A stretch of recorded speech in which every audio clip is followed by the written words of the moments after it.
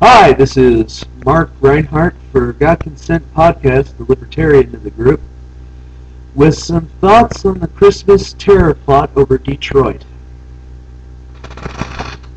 The first part of this three-part video series on this subject I will cover is civil liberties concerns.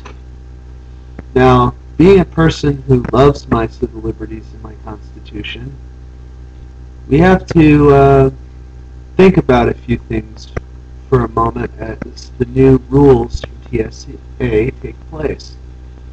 A false sense of security.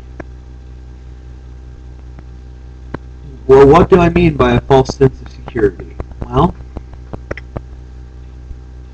do we really need the government to protect us from ourselves?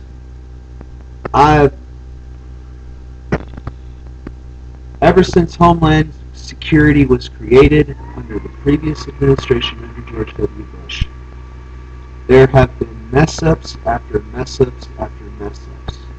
Take, for example, Homeland Security's role in Hurricane Katrina. With, you did a heck of a job, Brownie. Well, you didn't really do all that great of a job. The security that people thought they were going to receive from FEMA, which is umbrellaed under the Department of Homeland Security, never really came. Now, we can get into the subject of small government later. If you're designed to assist in federal disasters, federal disaster zones, why is it that we pass the ball through mounds and mounds of bureaucracy, saying, oh, it's not my job, it's the state's job, or it's not my job, it's the city's job, when our first obligation is to actually help people. Now, I, for one, don't like FEMA for the basis of if there's an emergency, we generally help ourselves. We help ourselves through natural disasters, etc., etc. Now, my favorite topic, since I did a college paper on this, is Fourth Amendment violations. You cannot search someone until you get a search warrant. There's no ifs, ands, or buts about it. And oh, by the way, it has to be signed by a judge. It does not need to be signed by an FBI agent. The British did that during the Revolutionary War, where they signed their own search warrants and then they search your house. That's why we have a Fourth Amendment in the first place. The other concerns is, among my thoughts on the matter, happens to be, what are we doing? Are we willing to trample the rights of our own citizens for a little bit of security? Ben Franklin himself warned against this in saying, he who gives up liberty for security deserves neither. And Ben Franklin must have been a clairvoyant, because he saw what I thought was coming for a long time, which was we are under two administrations now moving more and more towards dictatorship. Now, the type of dictatorship tends to be debated among some people who are of like mind like myself, whether it's being authoritarian or totalitarian.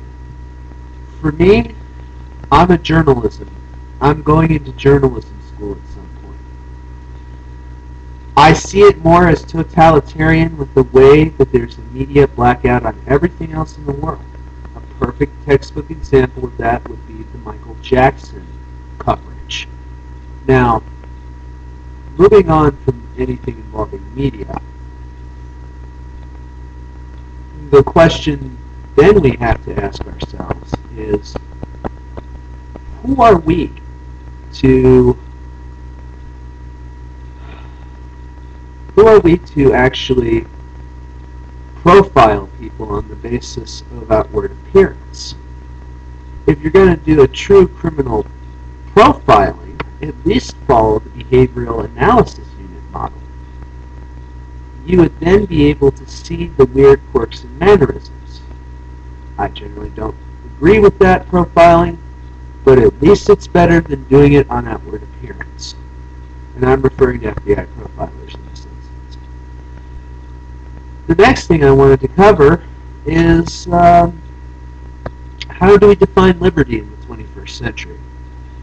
With lots of concerns about Big Brother and Orwellian nightmares being hashed about by certain commentators, let us remind ourselves of first of what Orwell was about. Orwell warned against what he saw as global totalitarianism. Keeping it to America for a moment, I would say that we have become what we have fought against for many, many years.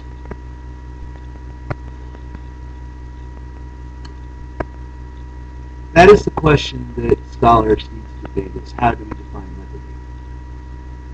I say that we need to protect our civil liberties when we're online or on the net, and we need thorough protections of them.